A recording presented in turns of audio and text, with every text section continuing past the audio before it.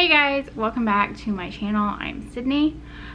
Today's video is going to be a little bit of a customer service detailed video, and I kind of hesitated on making this video just because I didn't want it to discourage people from selling, but then I also wanted to be, you know, very realistic, because I get a lot of comments about people who are dealing with rude people on Poshmark, on eBay, on different platforms. So I wanted to make this video and kind of give you some tips on how to deal with rude people, because honestly, it's not just online. This is part of retail, and this is part of just something that exists in retail. I worked in retail for a very long time. You know, both corporate companies and local companies, and you have to deal with people. You have to deal with refunds, you have to deal with unhappy people.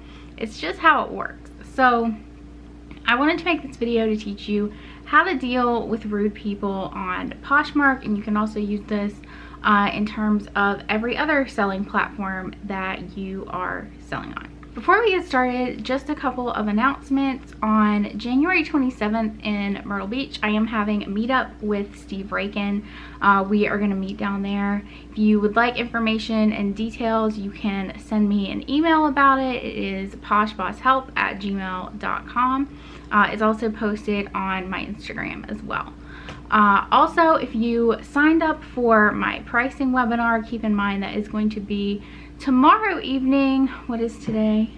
Today's the 22nd, so it's going to be the 23rd, which is Thursday, at 6 p.m. Eastern. The link is posted in my membership site where you signed up, and you can log in and get access to the link. If you have any questions, or if you would still like to sign up and get access to that, you can also send me an email.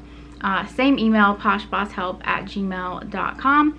Obviously, if you're watching this later, it won't be live, but you are welcome to email me, or I will put the link down below for you to get access to that. Okay, so the first thing I want to talk about is comments. People leaving rude comments, people leaving harassing comments, anything like that. Also, people asking you questions about your item. So if somebody comes along and they're asking you questions about the item, I feel like everyone's first response is to get defensive, and you have to stop yourself from doing that. You have to stop yourself from getting defensive with people who are genuinely just wanting to know the answers to questions about things.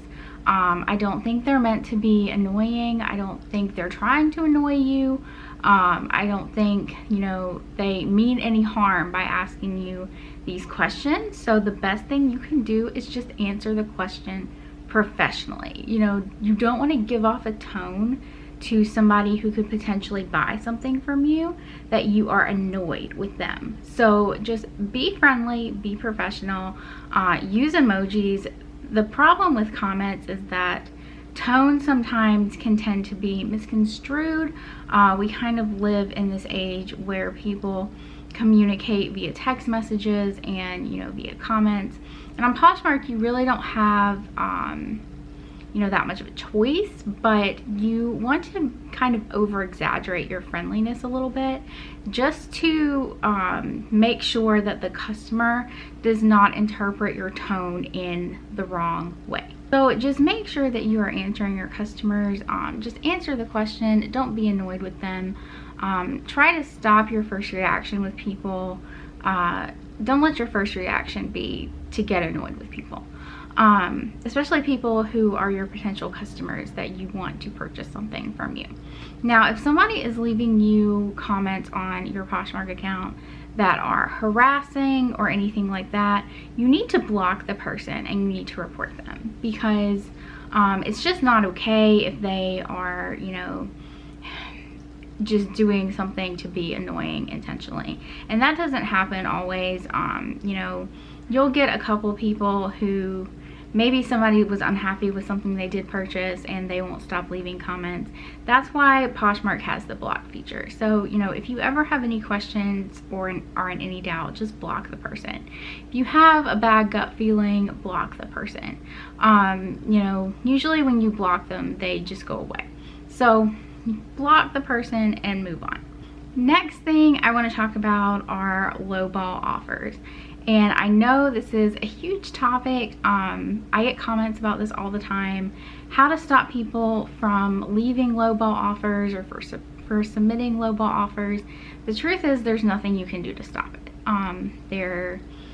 People come on these apps and sites like Poshmark and eBay, and they are pretty determined to see how far they can push a seller, and if they can get something for as close to nothing as possible. So the only thing you can do is either counter the offer or ignore it. I prefer to counter them. Just sometimes people just want to see how far they can push you, and usually if you counter back with a reasonable price, they will either counter again, or they will see that you are, taking your business seriously, and they'll go find someone else to see if they can get something free from them. So try not to take these offers personally. Don't make it a personal thing. Don't let these offers upset you or, discourage you from selling. Keep listing and keep selling stuff and ignore these people, because it's not even worth your time of day to spend worrying about these lowball offers. And I know they are a problem, but the best way that you can deter them is to not accept them and to show via your sold listings how much you sell things for, and that you are a business and not a yard sale. Okay, so now I want to talk about cases. So if somebody orders something from you and they open a case against you, it usually means a few things. Either you have missed something, a flaw, something that wasn't shown in the listing, or the customer is having buyer's remorse, whether it be they just don't want it, or it doesn't fit, or something like that. Obviously, if you have messed up as a seller and you missed something, the best way is to just be honest and apologize, and then let Poshmark decide if they want to let the person return the item or just let them handle it however they want to handle it. So if the person is being dishonest and they are just trying to return the item because they no longer want it or it doesn't fit them, Poshmark does not allow returns due to fit. So, a lot of times when people open cases, your initial response is to have an emotional reaction, and you don't want to have an emotional reaction to these people. A lot of times they will say things to try to provoke an emotional reaction out of you, and you have to resist this. Whenever somebody opens a case against you, when you get that notification, the first thing you need to do is stop. Do not immediately go into the case and start typing. You need to, one, figure out why they have opened the case. Figure out the reason. Figure out, was this your fault, or is this somebody who is just experiencing buyer's remorse and they no longer want the item. Next, you need to go into the case and you need to read what they have said in the case. Do not say anything at this point. You need to figure out what is going on, and you need to really think this through before you start typing anything. Because if you start typing immediately, you are typing from emotion. You are typing from this person making you angry, and you don't want to do that. So, just pause, take a deep breath, put your phone down, and let yourself process what has happened. These people, they're trying to provoke an emotional reaction out of you, and they're trying to get in here in your head. And so you need to not let them get in your head. You need to keep them out here. You need to keep them in front of you. You need to keep the situation in front of you and not in your head. Because when you let the situation get in your head, you start saying things and that might end up hurting you in the long run. Because if you go into your case and you act like a jerk to your customer, Poshmark is going to be less likely to side with you, because Poshmark still wants this person to have the best experience possible. So you don't want to go into the case and ruin the entire experience for the customer. This is why Poshmark does this the way that they do, because they want everything handled in a professional manner. So once you have figured out what is going on and why this person opened this return, you need to figure out what evidence you can use to defend yourself. This is assuming that this is not your fault, that you have done everything correctly as a seller. You provided photos, you provided measurements, you have, you know, done everything that you can to show this item in the best light possible and to portray it as accurately as possible, to give them an accurate representation of the item in your listing. So you have exhausted all efforts via your photos, your description, your title. Everything is correct in your listing, and now this person still is trying to return it. So if you have done everything correctly on your end, you need to go into the case and you need to see what they have said, and from that you need to gather evidence to defend yourself. And usually this is going to be in your description or it's going to be in your photos. So wherever the evidence is, you go and you screenshot that and you state facts in your case. Do not get emotional in the case. Do not say anything personal. Don't apologize. You just have to say concrete facts. For example, if the person is trying to say that you sent them the wrong size item and they have provided a photo of like a different size tag, and you know this is not the item that you sent them and they are trying to be deceptive, go into your listing and get a screenshot of your size tag from your listing, and you say, this is the size per the listing, item is as described. You keep everything short, simple, to the point, as factual as possible, and then you let Poshmark handle it and you say nothing else. You do not want to say a lot of words. You want to say as few words as possible to state the facts, to defend yourself, and then you let Poshmark take it from there. You don't get emotional with this person. You don't start having a personal conversation in the case with this person. You have to let Poshmark handle the case.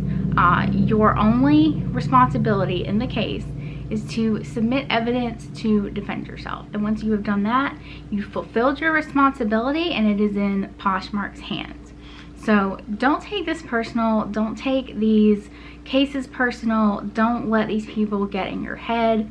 Even if they do say, you know, personal things and try to make it personal, don't get personal with them. Just let Poshmark handle it. They have amazing customer service who handle things like this all day. So you want to let them handle it, and you don't want this to affect your business. You don't want to let these people keep you from making money. There are some people out there who are just not happy. They are just miserable people, and nothing that you can do or say is going to change that. So don't let those kinds of people keep you from making money.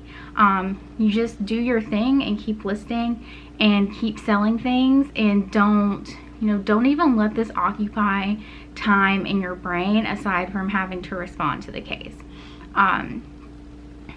Once you kind of get into that mindset where you're not going to let these people bother you, you will do so much better with your business. The last thing I want to talk about is kind of a weird situation that I've seen come up a few times now, and I just kind of want to address it. But it is when a person has accepted the item and you have been paid for the item, and then they come back and try to say that something's wrong with it, or whatever they're saying, trying to get you to do something or to return it or whatever they're trying to do.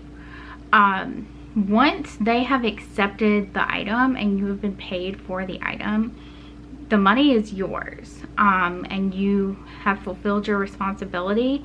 And if they have any issues from there, they need to take that up with Poshmark, because you fulfill your responsibility as a seller by accurately portraying the item in your listing and then shipping it to them, and that's your responsibility. Once they get it, it is their responsibility as a customer to inspect the item and make sure that the item is in the condition that the listing stated, that everything is as the listing stated, before they accept the item.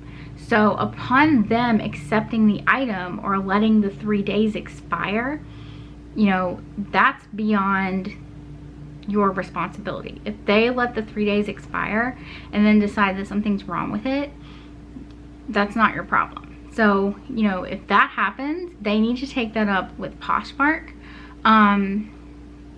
You know, it just kind of depends on what they say to you in the comments in terms of how you need to respond to them. So again, don't take it personally. It's not a big deal if it happens, but it does happen. So just be aware of that. And, you know, if anything like that happens, just tell people to contact Poshmark, because that is why we pay Poshmark this 20% commission fee. Part of that is because they handle the customer service aspect of the business. Okay, so these are my scenarios and my customer service tips for you. If you have any questions, definitely leave them in the comments for me. And as always, I will see you guys in the next video.